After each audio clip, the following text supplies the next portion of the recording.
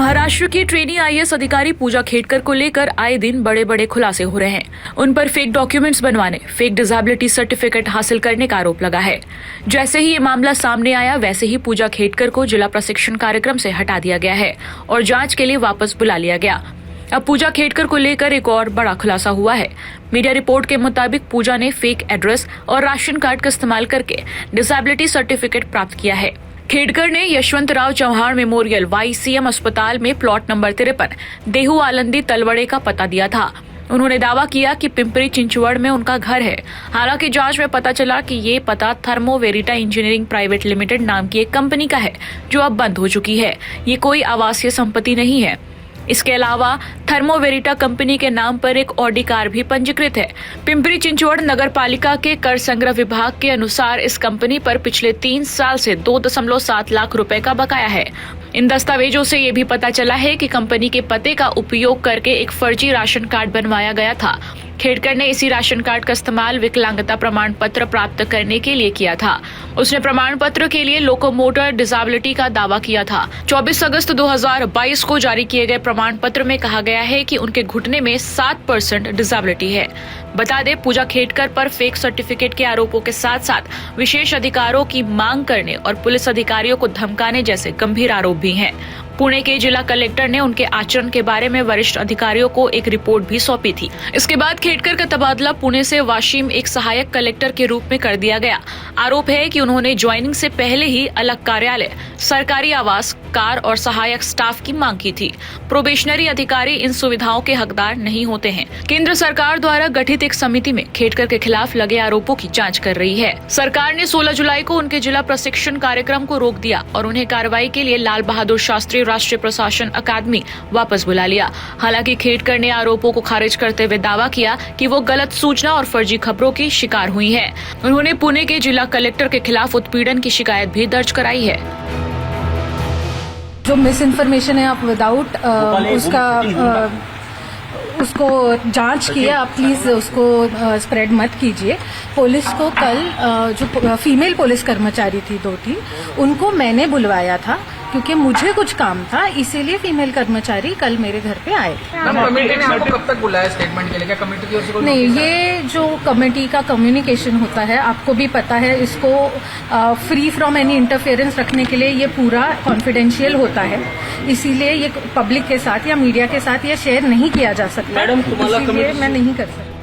बता दें, पूजा ने लाल नीली बत्ती और VIP नंबर प्लेट वाली अपनी निजी ऑडी कार का भी इस्तेमाल किया था, जिससे प्रशासन में हलचल मच गई। उन्होंने अपनी निजी कार पर महाराष्ट्र सरकार का बोर्ड भी लगाया था। नियमों के अनुसार प्रशिक्षु को उपरोक्त सुविधाएं प्रदान नहीं की जाती हैं और पहले उसे राज्य पात्रित अधिकारी के रूप में नियुक्त किया जाना आवश्यक होता है। कई मीडिया रिपोर्ट में ये दावा किया गया है कि डॉक्टर पूजा खेडकर VIP नंबर प्लेट वाली अपनी पर्सनल ऑडी कार का इस्तेमाल करती थी। इसके अलावा इस ऑडी कार पर लाल और नीली बत्ती लगाकर भी चलती थी। आरोप ये भी है कि पूजा खेडकर ने पुणे के कलेक्टर कार्यालय से विशेष अधिकार मांगने के बाद विवाद खड़ा कर दिया था, जिसके बाद पुणे से उनका ट्रांसफर कर दिया गया है। 2023 UPSC IAS बैच की ट्रेनी अधिकारी पूजा खेडकर उस वक्त विवादों में आई जब डिस्ट्रिक्ट कलेक्टर द्वारा चीफ सेक्रेटरी को एक पत्र लिखा गया। यह पत्र दरअसल पूजा की शिकायत को लेकर दायर किया गया था। इस पत्र में जानकारी दी गई कि कैसे पूजा खेडकर, जो कि अपनी ट्रेनी की नियुक्ति से पहले ही काफी ज्यादा जो डिमांड्स हैं उनके द्वारा वो की जा रही थी, जो सहूलियतें हैं जो कि एक IAS अधिकारी को मिलती हैं, वो सब कुछ प्राप्त करने के प्रयासों में जुटी हुई थी। दरअसल उनकी अपॉइंटमेंट जून महीने में होनी थी बतौर ट्रेनी अधिकारी IAS। हालांकि उन्होंने जो पुणे के विभिन्न अधिकारी हैं उन्हें व्हाट्सएप मैसेजेस के माध्यम से संदेश भेजने शुरू किए और इन संदेश में उनके द्वारा जो प्राइवेट व्हीकल है, जो प्राइवेट गाड़ी है, उसकी डिमांड की गई। बाकायदा एक अलग कैबिन की मांग की गई जिसमें वो अपना कार्यभार संभाले। इसके साथ letter head, stamp paper, signature के लिए अलग से जो डॉक्यूमेंट्स लगते हैं उसकी डिमांड पूजा द्वारा लगातार की जाती रही है। हालांकि इन अधिकारियों द्वारा जब पूजा को बताया गया कि ये सब कुछ एक ट्रेनी या एक प्रोबेशन अधिकारी को नहीं मिलते हैं। उसके बाद पूजा ने अपना जो गुस्सा है वो व्यक्त किया और कहा कि अगर यह सब कुछ उनके द्वारा नहीं किया जा सकता तो वो सीधे कलेक्टर से इस जो अपनी पूरी मांग है वो अपनी मांग लेकर कलेक्टर ऑफिस पहुंचेंगी और अपनी मांग को पूरा करवाएंगी। पूजा पर आरोप है कि वो भले ही एक ट्रेनी अधिकारी थी, लेकिन उन्होंने अपनी प्राइवेट ऑडी लग्जरी गाड़ी पर महाराष्ट्र सरकार के स्टिकर लगाए थे।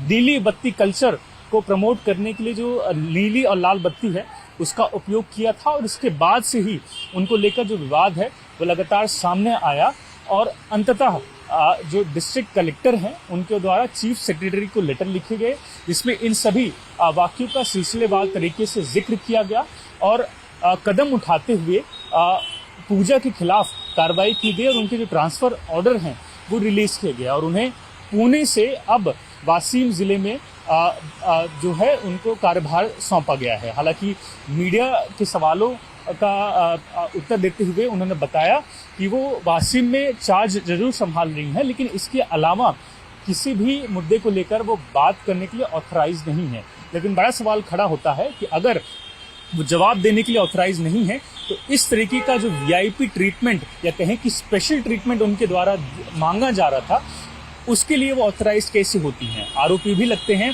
कि इस स्पेशल ट्रीटमेंट के लिए सिर्फ पूजा ही नहीं बल्कि उनके पिता जो कि पूर्व एडमिनिस्ट्रेटिव अफसर रह चुके हैं उन्होंने भी कलेक्टर ऑफिस में जो स्टाफ मेंबर हैं उनके ऊपर दबाव बनाना शुरू किया था और कहा था कि अगर वो उनकी बेटी को मन मुताबिक सहूलियतें नहीं पहुंचाते हैं तो उन्हें इसका खामियाजा भुगतना पड़ सकता है। सिर्फ इतना ही नहीं, उन पर कई बड़े घोटालों का भी इल्जाम लगा है, जैसे झूठ बोलकर नौकरी लेना, खुद को ओबीसी कैटेगरी का बताना, विकलांग बोलकर नौकरी लेना। पूजा खेड़ेकर की नियुक्ति भले ही 2023 में बतौर एक प्रशासनिक अधिकारी हुई हो, लेकिन प्रशासनिक अधिकारी की पृष्ठभूमि उनके लिए कोई नई नहीं रही है, क्योंकि उनके पिता और उनके दादा दोनों ही सिविल सेवा में रह चुके हैं। दरअसल उनके पिता पोल्यूशन डिपार्टमेंट में बतौर एक आयुक्त नियुक्त किए गए थे, जबकि उनके दादाजी भी एडमिनिस्ट्रेटिव सर्विसेज का हिस्सा रह चुके हैं।